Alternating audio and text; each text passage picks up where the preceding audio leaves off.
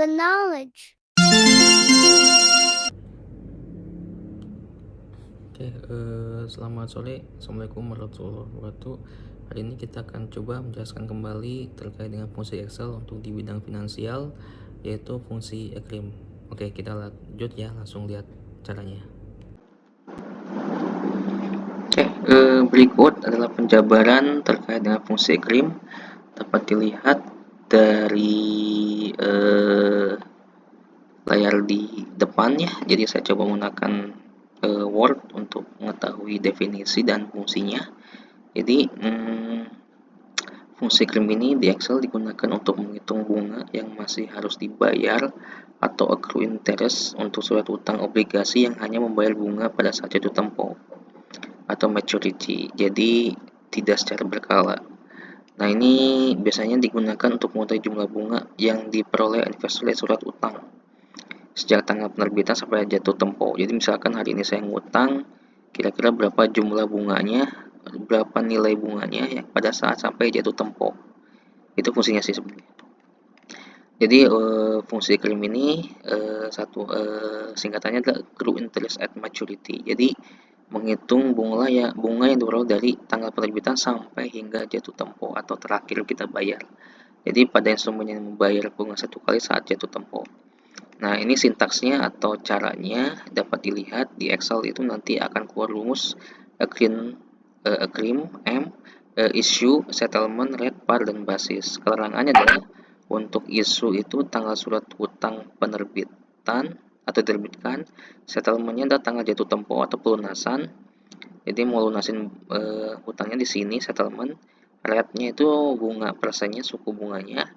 Kemudian par, nilai nominal utangnya, dan basis, perhitungan hari. Biasanya sih defaultnya 0 ya, jadi tergantung dari Excel-nya. Jadi intinya kita mau nulisin utang berapa sih bunganya gitu ya. Nah, ini secara fungsi sih ada 5 ya, 0 sampai 4. Jadi tergantung yang digunakan, tapi rata-rata yang digunakan sih angka 0. Jadi ada US 30 per 360 hari, aktual per 360, aktual per 365, atau Europe ini menggunakan 0, 30 per 360, ini sama dengan US. Tapi rata-rata digunakan sih 0. Di sini ada contoh soalnya. Soalnya itu sebuah obligasi atau surat utang ya, terbitkan pada tanggal 1 Januari dan akan jatuh tempo pada tanggal 31 Desember atau pelunasannya. Jadi suku bunganya itu 10% dan nilai nominalnya 1 juta. Nah, jadi kita gunakan, nah ini udah statement gunakan basis 0 atau US 30 per 360. Rumusnya jelas ya, jadi ada accrue, isunya kapan, utangnya, settlement atau jatuh temponya, rate-nya atau suku bunga, parnya, nilai utangnya, sama basisnya. Yuk kita coba lihat ya caranya di Excel. Oke, lanjut lagi. Jadi ini saya udah coba buka Excel ya. Ini saya hapus dulu. Jadi biar tahu ya rekan-rekan gimana cara menghitung accrue. Jadi di sini soalnya adalah sebuah obligasi ya, surat utang diterbitnya tanggal 1 Januari. Jadi ini sudatnya ya. 1 Januari kita tulis 2023. Settlementnya berapa? Jadi jatuh temponya pada tanggal 31 Desember. Jadi utangnya cuma setahun ya, 31 Desember ya. Oke, jadi ini tidak berkala. Jadi kita pengen tahu berapa sih bunganya yang harus dibayar. Oke, pas. Suku bunga tahunannya 10%. Jadi per tahun ya. Berarti kalau dibagi 12 per bulan itu sekitar 0,8%an lah. Nah, nilai nominalnya 1 juta, ini utangnya itu 1 juta nilai nominalnya. Nah, basisnya kita bukan 0. Jadi kita coba rumuskan di sini ya. Jadi accrue sama dengan nah, ini ada dua ya, accrue biasa yang nggak pakai M, ada yang pakai M. Kita pakai M ya, karena kan kita ingin tahu tahunan, bukan berkala dia. Oke, isunya tanggal 1,